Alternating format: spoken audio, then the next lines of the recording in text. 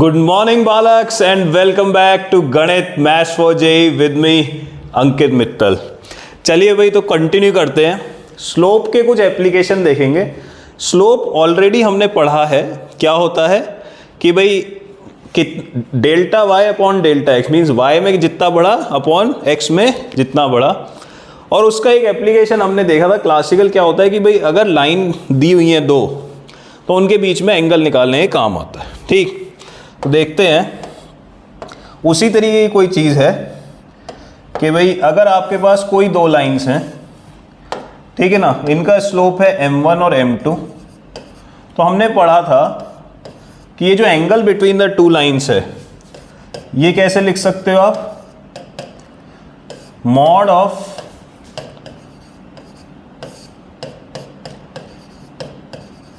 ठीक है where theta is acute. ठीक है ना, थीटा एक्यूट है, ठीक, इसलिए मॉड लगा है। ये नेगेटिव भी ले सकते थे हम, टेन थीटा की वैल्यू सिंपली ये लिख देते, नेगेटिव आती नेगेटिव ले लेते, तो हम क्या बोलते फिर ये वाला एंगल आ जाता। ठीक है ना, ये ऑब्ट्यूस होगा, तो ऑब्ट्यूस एंगल का टेन नेगेटिव आता। ठीक, तो जनरली हमने बोला था क्योंकि हम एक्यूट एंगल ही कंसिडर करते हैं बिटवीन द टू लाइंस, तो इसलिए मॉड लगा देते हैं। तो ये हमने फॉर्मूला पढ़ा था। अब इसका एक बड़ा अच्छा एप्लीकेशन होगा। एप्लीकेशन कैसा होगा ध्यान देना, एप्लीकेशन कुछ इस तरीके का होगा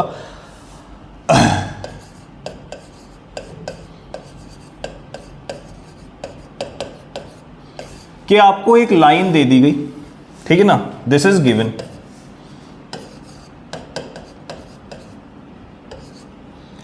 जिसका स्लोप है m1। ठीक है ना, एक लाइन है गिवन है और इसका स्लोप है m1। अब दो लाइंस हैं से ऐसे और ऐसे, ठीक है ना, दो लाइंस हैं, एक ये और एक ये से m2 स्लोप है, ये से m3 स्लोप है, और बोला गया ये दोनों एंगल बराबर है। ठीक, तो क्या गिवन है कि भाई एक गिवन लाइन थी L और स्लोप कितना है इसका m1 है। एक दो लाइंस हैं जो कि इक्वल एंगल बनाती हैं, देख सकते हो आप, इक्वल एंगल बना रही हैं तो ऐसे ही बनेंगी, या फिर दूसरा केस क्या हो सकता था, अगर इसी को रिप्रेजेंट करता तो ऐसे दिखती आपको लाइंस।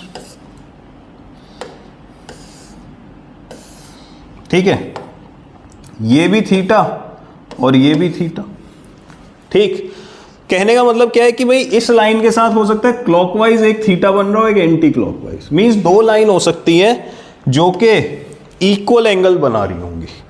इस L के साथ ये भी थीटा बना रही है, ये भी थीटा बना रही है। ठीक, तो इस तरीके के आपको क्वेश्चन दिखेंगे। अब इन क्वेश्चंस में आपको सॉल्व कैसे करना है, क्या करना है, ये देखना ध्यान से। इसमें जो आपको पूछा जाएगा वो ये होगा कि भाई या तो आपको m2 और m1 दे दिया, या कुछ ऐसा रिलेशन दे दिया कि भाई m2 और m1 आपको उसमें ये है कि आप उन दोनों को रिलेट कर सकते हो। तो आपसे m3 के बारे में कुछ पूछा, तो क्या था, अगर आप इसमें कोई रिलेशन लगाते तो आप क्या लगाते, आप बोलते कि भाई अगर मेरे को m1 m2 m3 को कनेक्ट करना है तो मैं ये कह सकता हूं कि मॉड ऑफ ये बराबर ये है ना, तो mod of m2 minus m1 is equal to mod of, ये कह सकते हो, कह सकते हो। क्यों? क्योंकि ये एंगल बराबर इसके। ठीक, तो हमने बोला अगर ये एक्यूट एंगल है, ठीक है, तो ये ऐसा कुछ हो जाएगा। ठीक है, तो ये दोनों ही वैल्यूज इक्वल होनी चाहिए। इसका मतलब अगर मेरे को m1 m2 m3 को सॉल्व करना है या उनको कोरिलेट करना है तो ये इक्वेशन होगी। अच्छा, इस इक्वेशन में आ रहा है मॉडुलस, तो आप क्या करोगे, this is equal two plus minus this. This implies क्या, अगर आप इसे सॉल्व करोगे तो इसको आपको सॉल्व करने के लिए क्या करना पड़ेगा, ये करना पड़ेगा।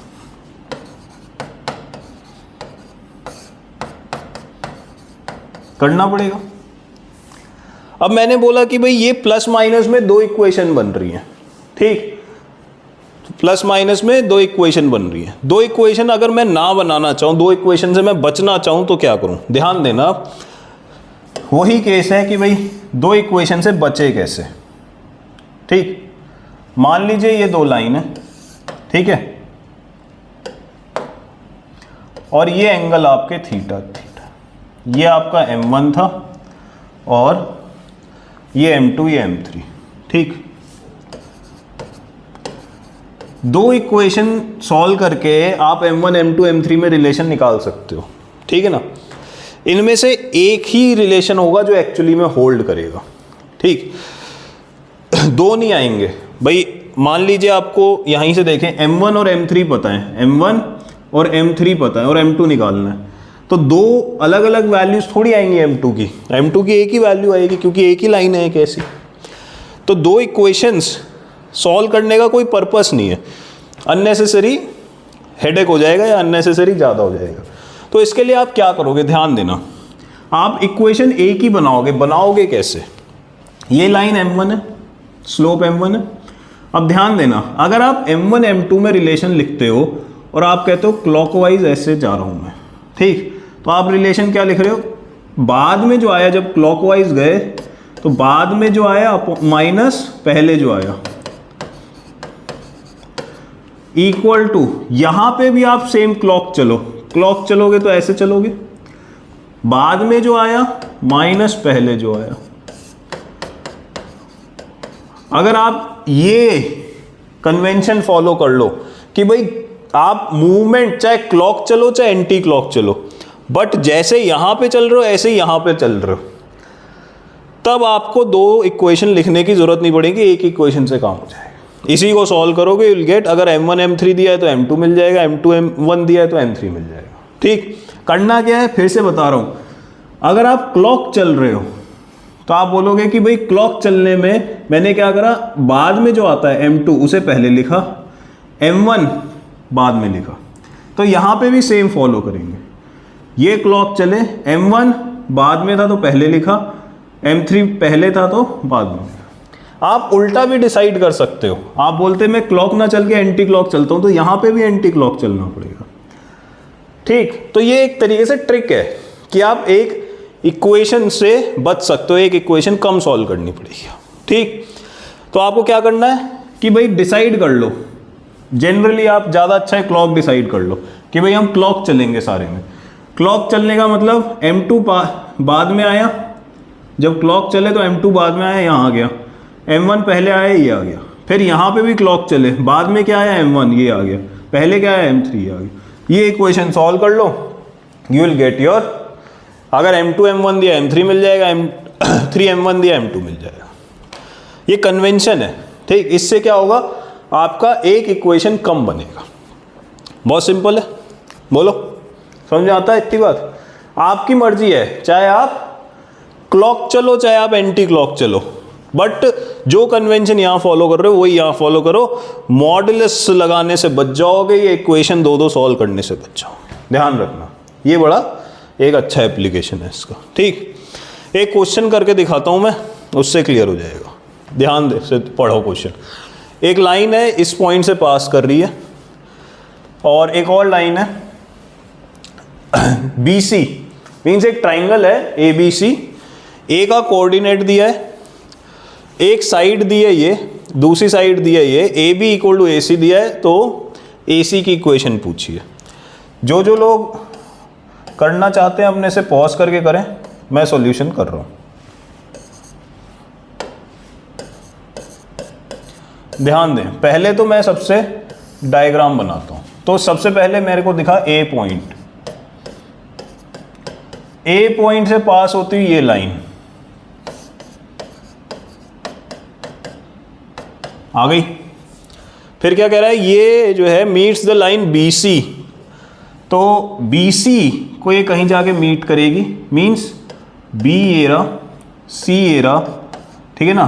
AB होना पड़ेगा इसको, क्योंकि ये this is a line through A and this line meets BC, ठीक है ना। इसका मतलब BC की इक्वेशन क्या हो गई, ठीक, find the equation of line AC। अब आपको निकालना क्या है, AC की इक्वेशन गिवन क्या है, ये और ये बराबर। क्यों? क्योंकि AB और AB और AC बराबर हैं। तो आपको क्या गिवन है, AB और AC और AB। तो ये थोड़ा सा सही करो, AC और AB और AC बराबर means this is equal to this. Clear हो गई बात? डायग्राम बन गया, AC और AB बराबर, ये और ये बराबर। ठीक, यहां तक क्लियर हो गई? अब देखो बिल्कुल वही कंडीशन आ गई, देखते जाओ। इसका स्लोप कितना, बोलो, अपने से देख सकते हो अब तो। इसका स्लोप कितना, ठीक, y equal to mx plus c से कंपैरिजन करना आ गया होगा अभी तक। अब मैं क्या चाहता हूं कि भाई इसका इक्वेशन तो मेरे पास है, इसका इक्वेशन निकालने के लिए पॉइंट तो है बट स्लोप और चाहिए, डायरेक्शन और चाहिए। अगर किसी लाइन की इक्वेशन लिखनी है तो आपको क्या चाहिए, पॉइंट स्लोप फॉर्म में स्लोप चाहिए, पॉइंट तो है, ये रहा पॉइंट है तो स्लोप और चाहिए। अब स्लोप कैसे निकालें, आपने वही देखा कि भाई एक ये लाइन है, इससे एक ये थीटा एंगल बनता है, ये थीटा एंगल बनता है। तो अब आप या तो मॉडुलस लगा के दो इक्वेशन बनाओ, या फिर मैंने जो कन्वेंशन बताया था वो फॉलो कर लो। तो मैं कन्वेंशन फॉलो करता हूं, देखो ध्यान से। मैं यहां पे क्लॉक चल रहा हूं, क्लॉक में बाद में क्या आया, -4, पहले क्या आया 3/4 अपॉन 1 प्लस इक्वल टू, इस लाइन का स्लोप m मान लेते हैं, इस लाइन का AC का स्लोप m मान लेते हैं। क्लॉक चल रहा हूं, बाद में क्या आया -m, ठीक है क्या? लिख सकते हैं इसे, बस इसे सॉल्व करते हैं, इसे सॉल्व करते हैं तो ये हो जाएगा। अब आपको इसमें कोई मॉडुलस की जरूरत नहीं पड़ेगी, जो आंसर आएगा m का a की वैल्यू वो यहीं से आ जाएगा। ठीक, तो ये हो जाएगा -16 -19 divided by 4 -12 -8 equal to 3 4m equal to 4 + 3m। देखो इसकी सिंपल कैलकुलेशन कर रहे हैं तो जाएगा 19 × 4 + 19 × 3m इक्वल टू 24 - 32m। देखो तो, ठीक है, कैलकुलेशन तो आप कर सकते हो। m क्या आ गया, 19 × 3 + 32 इज इक्वल टू 24 - 19 × 4। ठीक है, देखो अब इसको या तो मल्टीप्लाई आपको याद है कर सकते हो, नहीं तो क्या करो 4 कॉमन ले लो तो हो जाएगा 6 - 19 तो हो जाएगा -4 × 13। ठीक, तो आप कैलकुलेशन से कोशिश करोगे, इसको पुश करो। ठीक, इसलिए मैं कर नहीं रहा। जहाँ पे एकदम ही एसेंशियल है, जैसे ये था 19 × 3 और ये 32, सिंपल सा भी था और एसेंशियल भी लग रहा था तो ये कर दिया। तो m की वैल्यू कितनी हो गई आपकी, -52 अपॉन, इसको ऐड कर दो 89। ठीक, -52/89, तो ये स्लोप आ गया। ये स्लोप किसका है, ये स्लोप AC का है।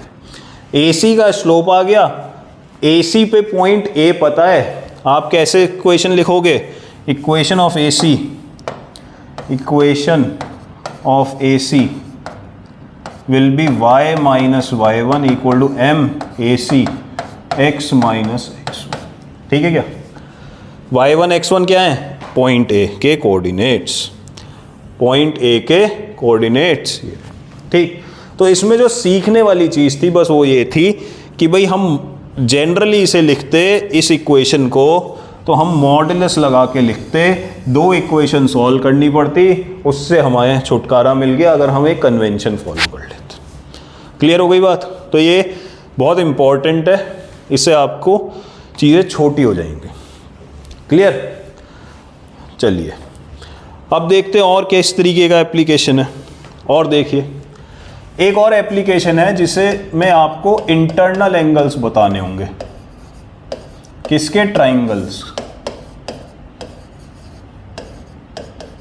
ठीक, कहने का मतलब क्या है कि भाई एक ट्राइंगल गिवन है, ठीक है, इसकी इक्वेशन है L1 equal to 0, L2 equal to 0 और L3 इक्वल टू 0। ठीक, आपसे बोला गया ये तीन इक्वेशन दे दी, अब बताओ इस ट्राइंगल्स के इंटरनल एंगल्स कितने कितने होंगे। तो आप बोलते हैं इसका स्लोप m1, इसका स्लोप m2, इसका स्लोप m3। अब प्रॉब्लम क्या है, जब मैं m1 m2 से एंगल निकालता हूं तो tan theta equal to m1 minus m2 upon 1 plus m1 m2 का मॉड लूंगा तो बोलूंगा वो क्या होगा, एक्यूट एंगल। बट भाई ये जो दो लाइंस बन रही हैं इनके बीच में ये जो इंटरनल वाला एंगल है वो ऑब्ट्यूस है कि एक्यूट है, ये मुझे क्या पता। तो कॉन्फ्लिक्ट समझ आया? मैं एंगल तो निकाल दूंगा बट इंटरनल कौन सा है और एक्सटर्नल कौन सा है इस ट्राइंगल के लिए, एक्सटीरियर कौन सा है वो मुझे नहीं पता। तो उसके लिए क्या करोगे आप, इसके लिए क्या करो, अरेंज द स्लोप्स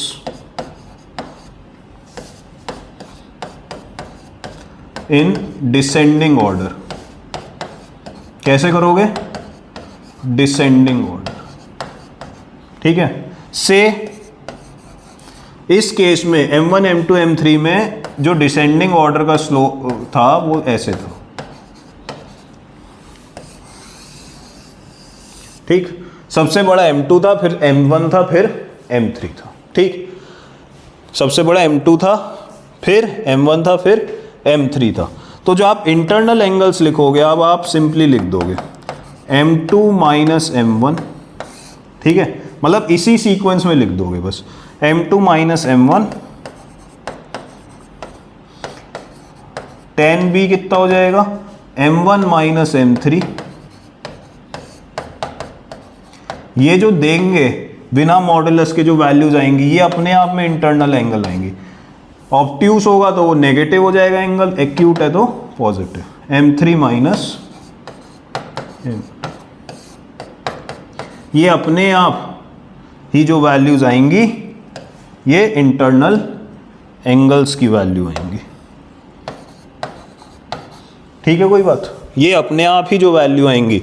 तो आपने बोला m2 m1 के बीच में, m2 और m1 तो ये हो गया a, फिर m1 और m3 के बीच में हो गया b, और m3 m2 के बीच में हो गया c। तो ये जो इंटरनल एंगल्स आएंगे ये अपने आप ही इस तरीके से आ जाएंगे। कहने का मतलब ये, अगर आपको internal angles of a triangle निकालना है तो आपको साइड के अगर स्लोप्स पता हैं तो उन्हें लगा दीजिए डिसेंडिंग ऑर्डर में। डिसेंडिंग ऑर्डर में लगाने के बाद tan थीटा का सिंपली फॉर्मूला लगा दो। जो फॉर्मूला आएगा बिना मॉडुलस के जो वैल्यूज आएंगी वही आपकी tan ऑफ इंटरनल एंगल्स देते चले जाएंगे। तो एक ये एप्लीकेशन है जो आपको बड़ा काम आए। क्लियर हो गई बात? चलिए और देखिए और किस तरीके के एप्लीकेशन होते हैं। और कुछ ऐसा होता है कि भाई आपको पता है condition for parallel and perpendicular lines, ठीक। ये जो एप्लीकेशन मैंने कराया है इस पे जेईई में क्वेश्चन आया हुआ है ऑलरेडी, बहुत पहले आया है सब्जेक्टिव में, है ना। तो ये एज अ पार्ट कहीं पे कि इंटरनल एंगल्स हैं क्या हैं, अक्सर कर आगे चलेंगे एंगल बाइसेक्टर पढ़ेंगे तब हो जाएगा कि भाई internal angle bisector of a triangle निकाल दो, तब आपको इससे जज करना पड़ेगा कि भाई इंटरनल एंगल का कौन सा है। कभी कभी आप डायग्राम बना के भी देख सकते हो कि भाई इंटरनल एंगल कौन सा होगा, ऑब्ट्यूस होगा कि एक्यूट होगा, ठीक। बट जनरली थ्योरेटिकली अगर आपको करना है, डायग्राम आप नहीं बना रहे हो तो यही होगा, और डायग्राम बना के कुछ चीज़ें जज कर रहे हो तो और भी तरीके या और भी चीज़ें हो सकती हैं, ठीक है ना। अब बात आई condition for parallel and perpendicular lines. अब दो लाइंस हैं, L1 जिसका स्लोप है m1 ठीक है ना। तो आपको ये पता है फॉर परपेंडिकुलर लाइंस क्या होता है, ये तो पढ़ा था हमने, product of the slopes is -1, for parallel lines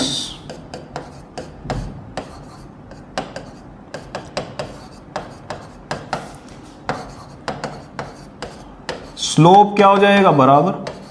ठीक, अगर स्लोप का प्रोडक्ट -1 तो परपेंडिकुलर लाइन, स्लोप बराबर तो पैरेलल या फिर कोइंसिडेंट लाइंस। ठीक है, तो इसी चीज़ को थोड़ा सा और एक्सप्लोर करते हैं कि भाई अगर जनरल इक्वेशन ऑफ लाइन दिखी तब किस तरीके की होगी वो। ठीक, तो अगर मान लीजिए देयर इज एन L1 जिसकी इक्वेशन है, ठीक है, तो इसके पैरेलल अगर कोई लाइन होगी, एनी लाइन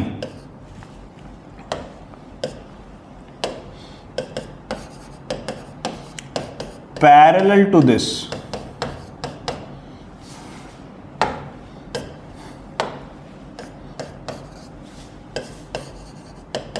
ये क्या हो जाएगा, A1x मीन्स ये एज इट इज रह जाएगा। ठीक, प्लस इसकी जगह कोई कांस्टेंट बदल दो। ठीक, या फिर इसको ऐसे सोच सकते हो, क्या करा हमने, ये A और B x और y के कोएफिशिएंट एज इट इज रहेगा, कांस्टेंट बदल दिया बस। इसको ऐसे सोच सकते हो कि भाई अगर कोई दो लाइन है,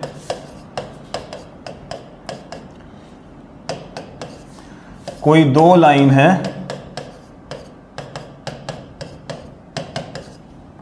ठीक है, तो अगर इस तरीके की कंडीशन आ गई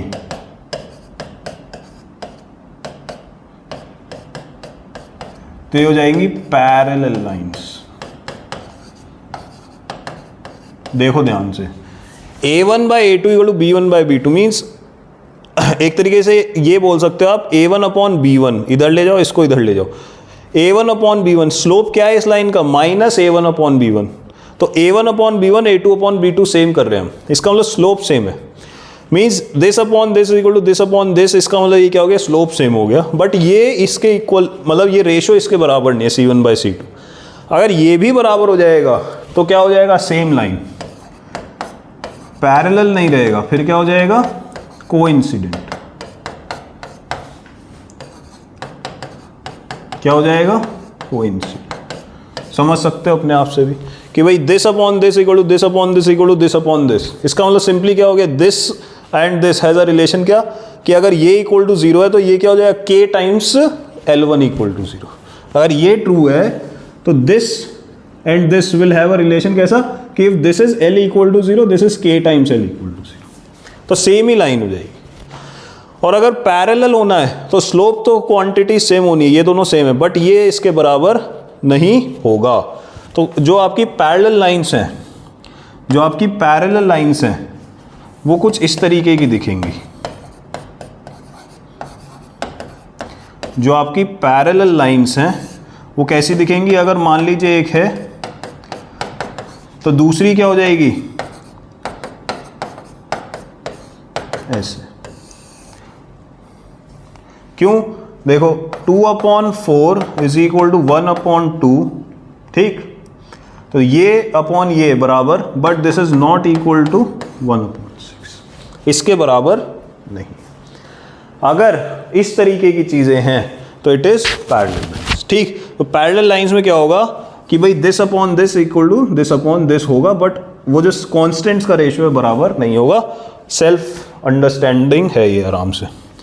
अच्छा, इसमें एक और जो चीज़ आपको ध्यान रखनी है वो क्या है कि भाई ये तो सही है, बट ये ध्यान देना कि बाद में ऐसा कंफ्यूजन मत करना कि A1x हमने क्या लिखा कि भाई अगर कोई लाइन है ये तो इसके पैरेलल लाइन ऐसी, इसकी जगह कैसे लिख सकते थे आप, ऐसे भी लिख सकते थे, इसमें भी कोई दिक्कत नहीं है भाई, कोई फर्क थोड़ी पड़ा। 2 से मल्टीप्लाई कर दो 0 ही, तो वो 2 जो आया उधर भी मल्टीप्लाई करोगे 0 हो जाएगा। तो वही कुछ हो रहा है, यहां से मैं 2 कॉमन निकाल लूं तो ये जाएगा 2x + y + 3। तो कहने का मतलब क्या है कि ये कोएफिशिएंट्स अगर ये 2 है ये 2 है तो ये 1 और ये 1 बन जाएगा, ये रेशियो सेम, ठीक है ना। तो अगर पैरेलल लाइंस है तो कुछ इस तरीके की सिचुएशन बनेगी। अगर परपेंडिकुलर है तब क्या होगा, ठीक। तो फॉर परपेंडिकुलर लाइंस,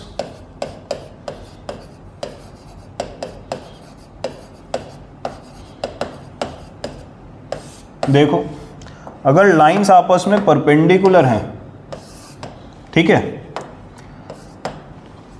ये L1 ये L2, ये हो जाएगी A1x प्लस B1y और ये हो जाएगी से A2x प्लस, ठीक। तो इन दोनों का जो स्लोप होगा, इसका स्लोप कितना है, minus A1/B1 minus A2/B2 means A1 A2 upon B1 B2, ये जो प्रोडक्ट होगा ये माइनस होगा, ठीक। For lines to be perpendicular, ठीक। तो यहां पे आपने सिंपली क्या करा, M1 M2 -1 कर दिया। अच्छा, अगर आपको एक लाइन दी गई है, नाउ से a line is ax plus by plus c equal to 0, कोई एक लाइन दे दी गई है ऐसे। अब आपको बोला है इसके परपेंडिकुलर एक लाइन एज्यूम कर लो, ठीक। तो any line perpendicular to above line, इसके परपेंडिकुलर जो लाइन होगी वो क्या होगी, वो हो जाएगी आपकी a और b को इंटरचेंज कर दो, bx और ay, और दोनों के बीच के साइन जो है वो ये प्लस प्लस था तो कोई बदल दो, माइनस ay, किसी एक में बदल दो, चाहे आप यहां बदल देते ऐसे या फिर यहां बदल दो, वो आपकी मर्जी है, मींस साइन बदल जाएगा, ठीक। तो कहने का मतलब क्या है, a और b तो इंटरचेंज हुआ, a और b में से एक के आगे साइन भी चेंज कर दो, तो bx minus ay plus lambda, lambda जैसे जैसे बदलता जाएगा वैसे वैसे लाइन बदलती जाएगी, बट ये दोनों लाइन आपस में हमेशा कैसी होंगी, ये दोनों परपेंडिकुलर होंगी, ठीक है ना। तो आप सोच सकते हो कि भाई एक ये लाइन है, ये लाइन है, इसके परपेंडिकुलर बहुत सारी लाइन बन सकती थी, ठीक। तो हमने क्या बोला कि ये जो लाइन है लैम्डा बदलता जाएगा, बट ये जो भी लाइन लैम्डा के साथ बदलने के साथ बनेगी वो हमेशा इसके परपेंडिकुलर बनेगी। तो अगर आपको कभी क्वेश्चंस में ये एज्यूम करना है कि कोई बोलेगा कि let us assume a line perpendicular to this line, तो आप M1 M2 -1 ना लगा के सिंपली ये लगा दो, ठीक है ना। आप बोलोगे ax plus by plus c equal to 0 given line है, इसके परपेंडिकुलर एक लाइन लिखनी है, तो वो bx minus ay plus lambda equal to 0 type की होगी। लैम्डा वहाँ पे क्या होगा कि अननोन होगा, क्यों, क्योंकि बहुत सारी लाइन हो सकती है इस गिवन लाइन के परपेंडिकुलर, बहुत सारी। तो अगर आपको कहीं पैरेलल लाइन एज्यूम करनी है, परपेंडिकुलर लाइन एज्यूम करनी है, तो डायरेक्टली ये यूज़ करिए, स्लोप्स का यूज़ करके अननेसेसरी एक दो स्टेप आप बढ़ा दोगे, आप डायरेक्टली इसे यूज़ करो, ठीक हो गई बात। तो ये हो गया आपका थोड़ा सा कि भाई स्लोप्स का हम क्या क्या यूज़ कर सकते हैं, और देखते हैं एक और जो चीज़ हमारी रह गई है वो है डिस्टेंस बिटवीन पैरेलल लाइंस।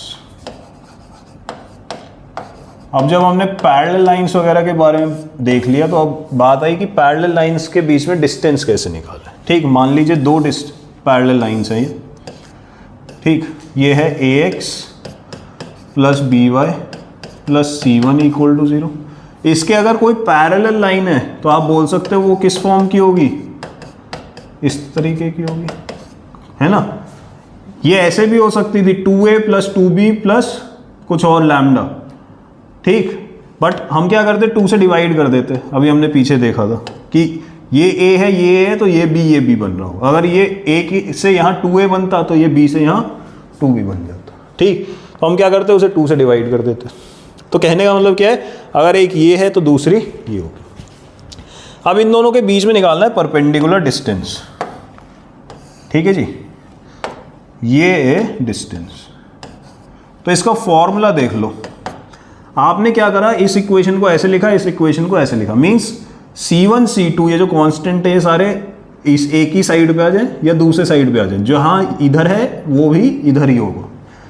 इस इक्वेशन में अगर लेफ्ट में है तो लेफ्ट में ही होगा, इसमें भी अगर इस इक्वेशन में राइट में है तो इसको भी राइट में ले जाओ, वो आपकी चॉइस है, ठीक है ना। यहाँ दोनों सेम साइड में, तो दोनों को कर दो माइनस कॉन्स्टेंट्स को, ठीक, और divided by under root what, x के कोएफिशिएंट का स्क्वायर वाई के, सिंपल। ये हो गया फॉर्मूला। इसको निकाला कैसे, बहुत सिंपल सा है। लॉजिक इसलिए बता दे रहा हूँ क्योंकि इस लॉजिक पे भी क्वेश्चन आ सकते हैं, ठीक है ना, ध्यान देना। मान लेते हैं एक पॉइंट है ये P x1 y1 या अल्फा बीटा मॉडल, ठीक है। अगर मैं इस लाइन पे एक पॉइंट मानूं P और इसका परपेंडिकुलर डिस्टेंस निकाल दूं इस लाइन से, तो यही रिक्वायर्ड है। तो मैं प्रूफ करने के लिए क्या करा, टू प्रूफ मैंने क्या करा, I assume a point P on L1, ये L1 है, ये L2 है, एंड फाइंड इट्स डिस्टेंस। जब मैं कह रहा हूं इट्स डिस्टेंस का मतलब क्या है, perpendicular distance. Find its distance from L2। L2 से इस P पॉइंट का डिस्टेंस निकाल लिया, सिंपल है, ठीक है। अब ये निकालें कैसे, देखो ये तो हमें पता है, किसी भी एक लाइन का किसी भी एक पॉइंट से डिस्टेंस निकालना है, यही बात है ना। ये इक्वेशन क्या है, ax plus by plus C2, देखते रहना, सारे राज यहीं पे छुपे हैं कि भाई आप कॉन्स्टेंटली देखते रहो। अगर 10-15 मिनट में आपको ब्रेक लेने को लगता है कि कहीं बीच में मिस हो गया, तो उसको रिपीट करके देखो, 10 सेकंड रुको, फिर रिपीट करके फिर देख लो, क्योंकि बीच बीच में कॉन्सेंट्रेशन टूट जाता है कभी कभी, ठीक है। तो टूटना नहीं चाहिए, अगर टूटेगा तो फिर तो चीज़ें मिस करोगे। तो हम क्या कर रहे थे, P का डिस्टेंस निकालना यहाँ से ही है, ठीक है। तो यही निकालते हैं, देखिए फॉर्मूला पता है हमें, इसको भी हमने डिराइव करा था पहले। ये पॉइंट इसमें रख दो, डिवाइडेड बाय अंडर रूट, ठीक है, यही हो जाएगा P, ठीक। अब इसके देखते हैं, ये जो पॉइंट P है, पॉइंट P के बारे में क्या लिख सकते हो आप, point P lies on L1 लिख सकते हो। अगर पॉइंट P L1 में लाई करता है तो इसका मतलब A alpha plus B beta plus C1 must be 0। यही लाइन की इक्वेशन थी, L1 की इक्वेशन ये रही, इसमें अल्फा बीटा सेटिस्फाई करा दी, ये आ गया। तो C1 की वैल्यू कितनी हो गई, minus A alpha plus B beta. बस आप यहां सब्सटीट्यूट कर दो, इन दोनों को आप कोरिलेट कर रहे हो, ठीक। A alpha plus B beta की जगह माइनस C1 लिख दिया, तो P क्या हो गया, C2 माइनस C1, और बहुत सिंपल। तो लॉजिक क्या था, लॉजिक ये था कि भाई इस पे एक पॉइंट ले लो और इसका डिस्टेंस निकाल दो, ठीक। फॉर्मूला याद रहना चाहिए। अब क्या करना है, कांस्टेंट्स का डिफरेंस डिवाइडेड बाय एक्स के कोएफिशिएंट का स्क्वायर, वाई के कोएफिशिएंट का स्क्वायर, सम का अंडर रूट। ये क्या हो गया, डिस्टेंस बिटवीन पैरेलल लाइंस। ये बहुत यूज होगा डायरेक्टली, क्लियर। एक और एप्लीकेशन है जिसे आप बोलोगे area of parallelogram.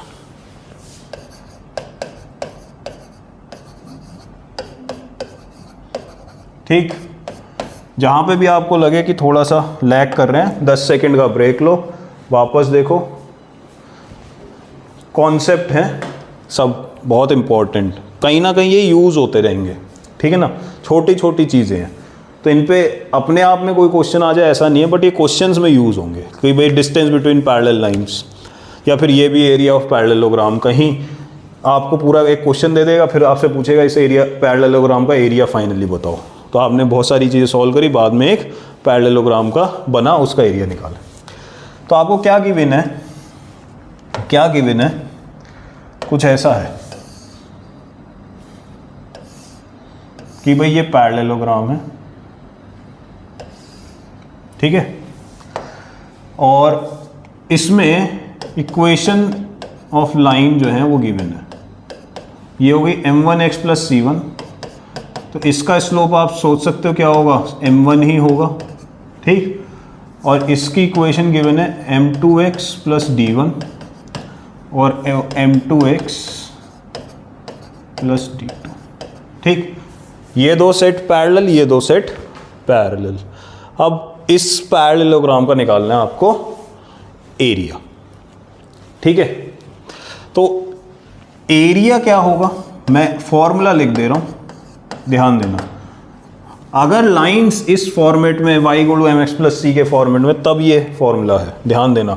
c1 c2 d1 d2 क्या है, y intercepts, modulus of c1 minus c2 d1 minus d2 upon m1 slopes का डिफरेंस, y इंटरसेप्ट्स का डिफरेंस ऊपर में मल्टीप्लाई कर दिया और नीचे में स्लोप का डिफरेंस, ये जो आएगा ये एरिया ऑफ पैरेललोग्राम आ जाए, ठीक। तो ये फॉर्मूला याद रहना चाहिए ज़रूर। अब ये आया कैसे, ध्यान देना, ये आया कैसे, इसका जो डेरिवेशन है ये भी अपने आप में बहुत इम्पोर्टेंट है। अगर मैं बोलूँ आपसे कि भाई इसका एरिया निकालना है, तो आप क्या कहोगे, हमें पता है एरिया कितना होगा, ये बेस इनटू ये हाइट, यही होगा, यही होगा।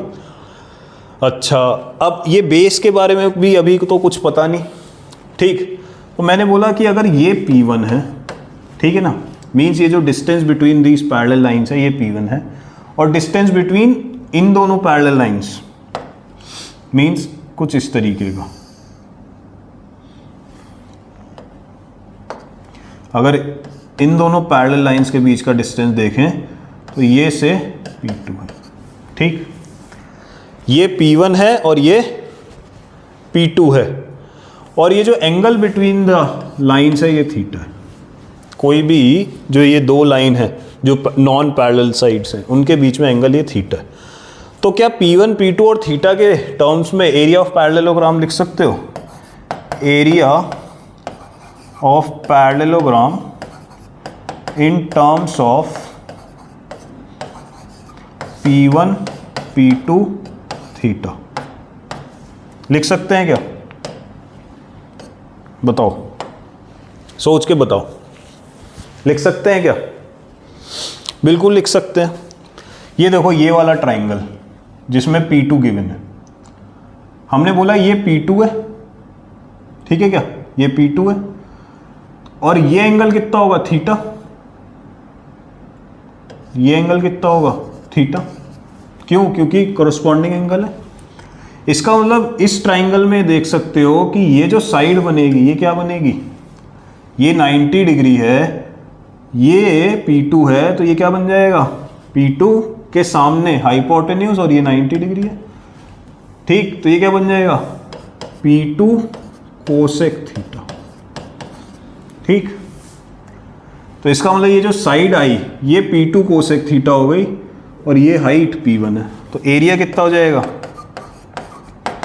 P1 P2 कोसेक थीटा, ठीक है क्या। ये ध्यान रखना फॉर्मूला, ये यहाँ पे भी वेक्टर 3D में बहुत काम आएगा, जहाँ पे आपको पैरेलल लाइंस के बीच में डिस्टेंस पता है या पैरेललोग्राम के बीच पैरेललोग्राम्स के साइड्स का कुछ आइडिया है, तो आप क्या यूज़ कर सकते हो, कि भाई इनके बीच में जो डिस्टेंस आया, परपेंडिकुलर डिस्टेंस निकाल सकते हो पैरेलल लाइंस के बीच में, ये तो हमने अभी पढ़ा, वो निकाला P1 P2 और एंगल बिटवीन द लाइंस निकाल दिया। ठीक, P1 P2 into cosec theta, ये आपका पैरेललोग्राम का एरिया होगा। तो अब मुझे अगर प्रूफ करना है ये जो रिजल्ट मैंने लिखा, ये जो रिजल्ट मैंने लिखा ये प्रूफ करना है, तो मैंने क्या कहा, शुरुआत तो ये यहीं से होनी पड़ेगी। क्यों?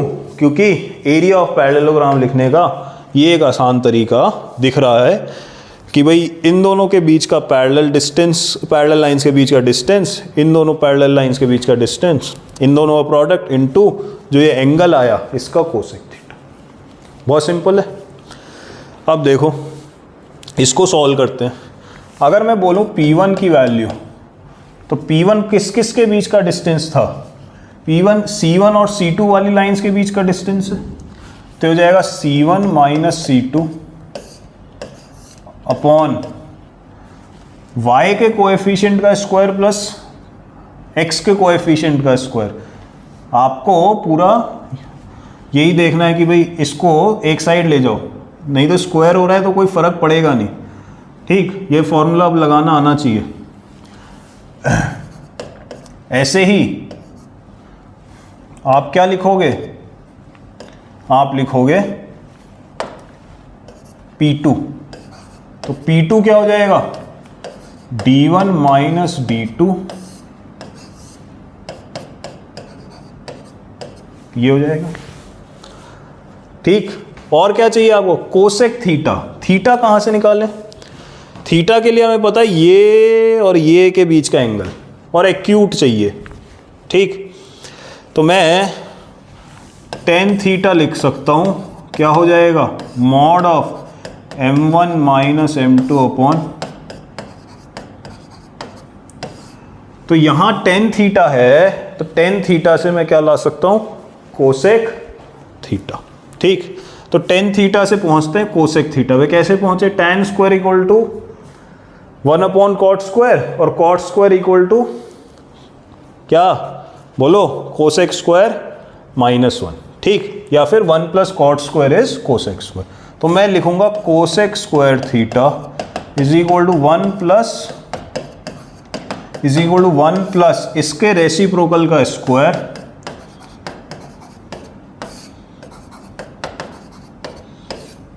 हो गया। इसको देखें तो क्या बनेगा, m1 माइनस, मैं बेसिकली क्या कर रहा हूं, एलसीएम ले रहा हूं, तो ये जाएगा ऐसा,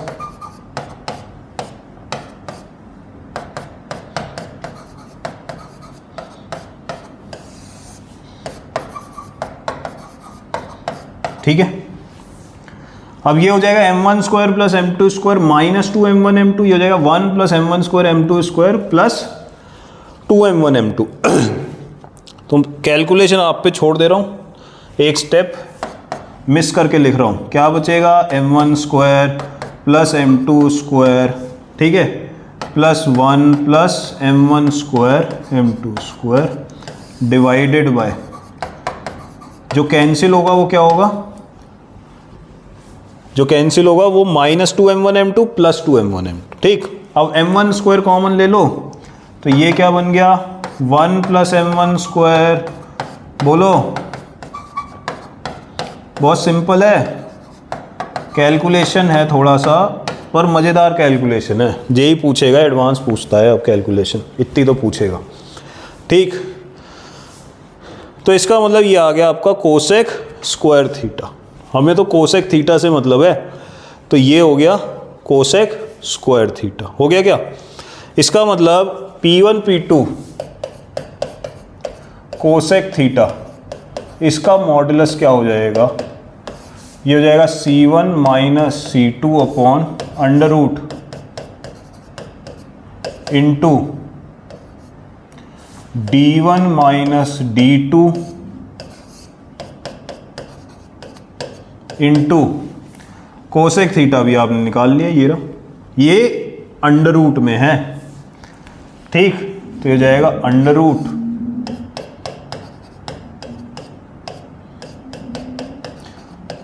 वो वैल्यू जो उधर लिखी है वो स्क्वायर की वैल्यू है। वो किसकी वैल्यू है? वो स्क्वायर की वैल्यू है। इसका हो गया मॉड। अब देखो ये और ये और ये हो गए कैंसिल, क्या बच गया?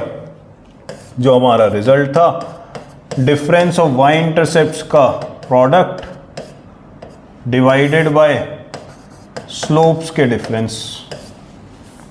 ये हो गया आपका एरिया ऑफ पैरेललोग्राम। हो गया क्या?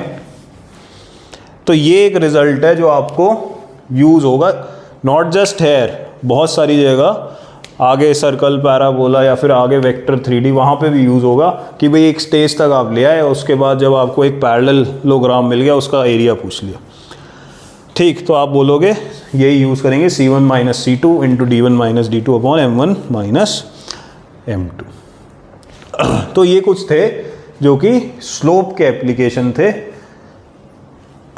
ये डायरेक्टली ऐसे यूज़ जनरली, मतलब इन्हीं पे क्वेश्चन आ जाए ऐसा नहीं होता, but they will always be a part of the question. Clear? चलिए तो फिर पढ़ते रहिए और क्वेश्चन प्रैक्टिस करते रहिए।